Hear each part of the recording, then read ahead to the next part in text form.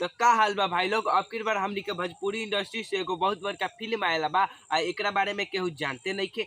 ऐसा हम ना कुछ चुतिया यूट्यूबर कहता रसन ना भाई लोग। देखा लोग ई जौन थाली में खाता रसन उहे थाली में छेद करता रसन। बात तो सही है। तो भाई लोग तार लोग के पते हुई कि खेसारी लाल यादव एगो फिल्म बनैले बड़न जौना के नाम संघर्ष 2 है। आ ई फिल्म में बहुत ज्यादा खर्च भी लागल बा। साफ साफ तार लोग से कही तो ई भोजपुरी के बड़का फिल्म संघर्ष 2 है जौन की अभी 25 अगस्त के सिनेमा घर में लागे वाला बा।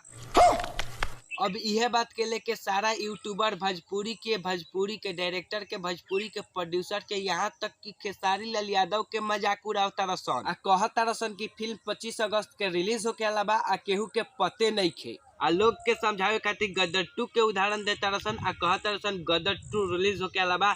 तो हम बता दी गदर 2 यूपी बिहार पूरा हिंदुस्तान के मालूम बा कि रिलीज होखेला बा।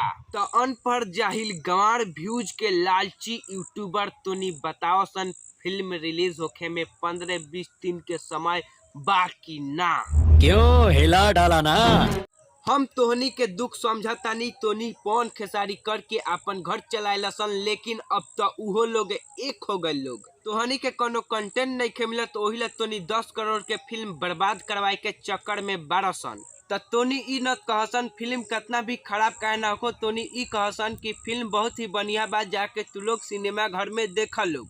काहे कि लोग ई फिल्म देखी तो हमनी के भोजपुरी इंडस्ट्री बड़ा होई आ पैसा ही पैसा होगा। तो भाई तोहनी अपन फायदा खातिर भोजपुरी इंडस्ट्री के बर्बाद मत करसन। तोहनी के हाथ जोड़ के निवेदन बा। तो भाई लोग तू लोग भी भोजपुरी इंडस्ट्री के बड़ा देखल चाहता लोग तो तू लोग भी ई वीडियो के लाइक कर चैनल के सब्सक्राइब कर लोग। मिलता नहीं हम एक नेक्स्ट वीडियो में। Tata bye by.